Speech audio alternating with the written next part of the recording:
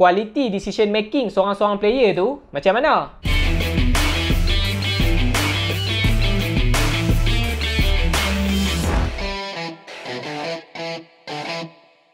International friendly match di antara Malaysia dengan Jordan. Dalam game ni, kalau kita tengok daripada segi result, memang satu result yang buatkan penyokong Harimau Malaya ni tak senang duduk lah. Dan banyaklah komen-komen kecaman dekat page-page bola yang ada. Tu kalau kita tengok daripada segi result. Kalau kita tengok daripada segi gameplay, aku rasa lagi teruk pi dia. Kesian Syukur Adan dekat Astro Arena. Penat nak backup member.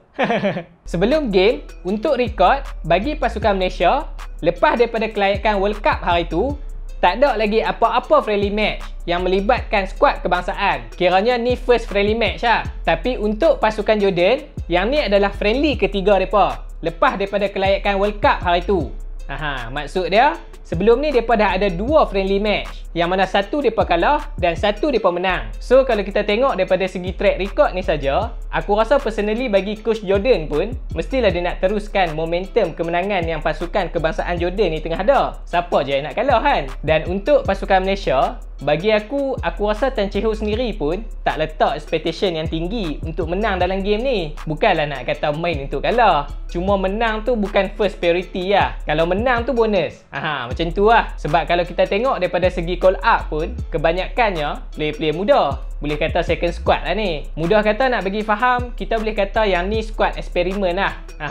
Untuk coach tau, player tu macam mana? Player ni macam mana bila main international? Boleh ke tak? Lebih kurang macam tu lah. So bagi penyokong yang faham konteks ni, dia punya kekecewaan tu mungkin kurang sikit lah berbanding fan-fan yang lain. Bukan nak kata dia tak sedih. Sedih juga sebab Malaysia kalah. Tapi at least dia tahu yang ni adalah squad eksperimen, bukannya first squad. Kalau kita tengok daripada segi player, untuk pasukan Malaysia, sebenarnya aku tertarik lah dengan beberapa komen dekat page bola, yang mana mereka katakan yang ni adalah squad pilihan netizen. Macam tu pula. Betul ya tu. Kalau kita tengok pun, banyak player muda yang dapat call up. Cuma untuk first E malam tu, seorang je player muda yang diturunkan, Faizal Halim, dekat bahagian sayap. Lain pada tu, kita boleh kata majoriti muka yang sama lah, ataupun muka-muka yang dah pernah main untuk skuad kebangsaan. Dan untuk pasukan Jordan, yang aku tahu dalam first E mereka malam tu, mereka pun ada seorang player baru yang baru dapat call up dan diturunkan malam tu. Lain pada tu pun sama juga, nama-nama yang dah familiar lah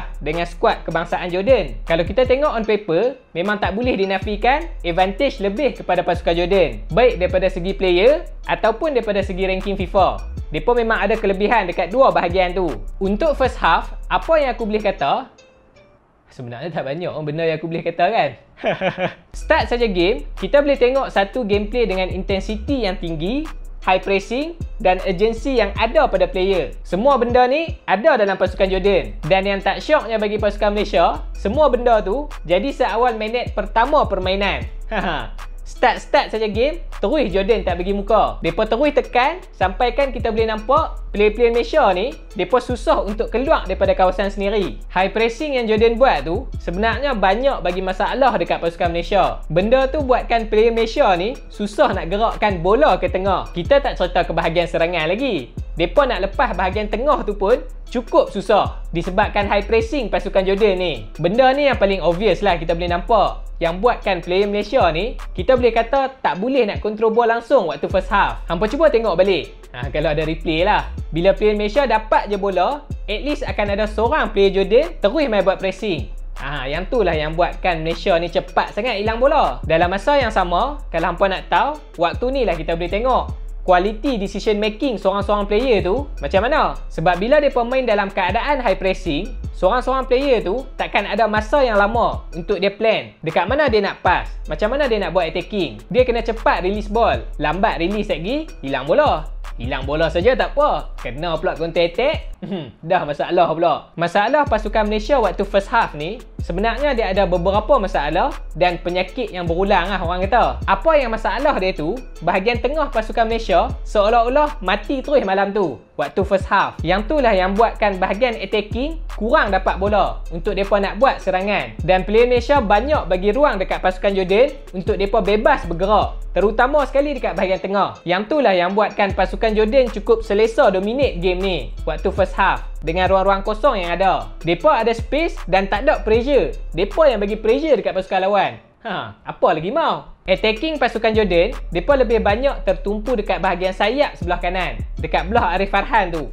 Yang tu lubuk lah. Player Jordan banyak kali manipulate Arif Farhan dekat bahagian tu untuk mereka masuk ke kawasan final third pasukan Malaysia. Kalau hampa tengok balik first goal yang Jordan dapat tu, punca dia daripada situ lah. Tapi apa-apa pun, untuk first 30 minit game, aku puji lah defense line pasukan Malaysia. Walaupun Jordan tak berhenti-henti attack, tapi mereka susah nak lepas dan pecahkan defense block pasukan Malaysia. Sebab Malaysia compact dekat bahagian defense waktu tu. Tapi untuk 30 minit awal je lah kita boleh tengok. Lepas daripada first goal, kita boleh nampak defense pasukan Malaysia ni dah mula longgar. Mereka dah tak disiplin sama macam awal tadi. Tambah pula dengan miscommunication yang jadi, dah tak pasal-pasal. Mudah sangat Jordan dapat second goal. Aduh, goal tu aku rasa paling mudah Malaysia lepas tu. Untuk second half, walaupun secara jujurnya, aku masih mengharapkan Malaysia boleh keluar dengan gameplay yang menarik. Tapi again, sekali lagi, yang ni lah penyakit yang aku kata berulang tadi tu. Mistake-mistake mudah yang jadi, buatkan Jordan boleh dapat gol ketiga dengan cukup senang. Aku rasa kalau tolak gol hasil daripada mistake player Malaysia sendiri, silap-silap kita kalah 1-2-0 lah. Tak ada lah sampai 4-0. Cuma gol keempat tu, yang tu memang kredit lah dekat pasukan Jordan. Counter attack dengan transition play mereka tu cukup laju. Benda tu lah yang buatkan defense Malaysia tak sempat nak cover player yang ada, dan hasil dia itulah gol keempat. Masuk minit 60, lepas daripada Tan Chee Ho buat beberapa pertukaran player, buat masuk player muda, barulah kita boleh nampak player Malaysia boleh pegang bola lama sikit dekat bahagian tengah. Dan ada beberapa gerakan yang menarik. Cumanya mungkin decision making agak lambat dan support tak berapa nak cukup.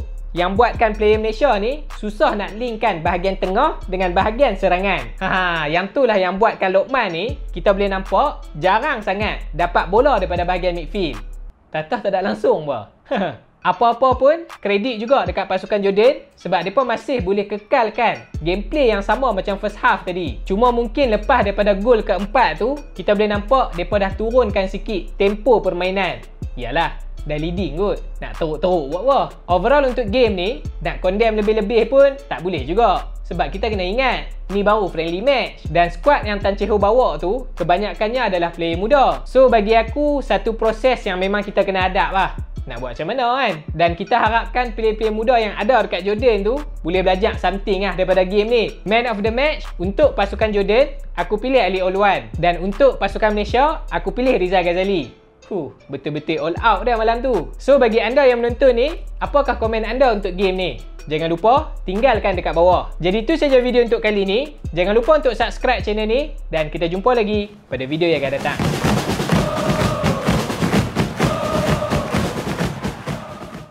Kalau ikutkan hati waktu second half tu aku kira nak katuk TV lah.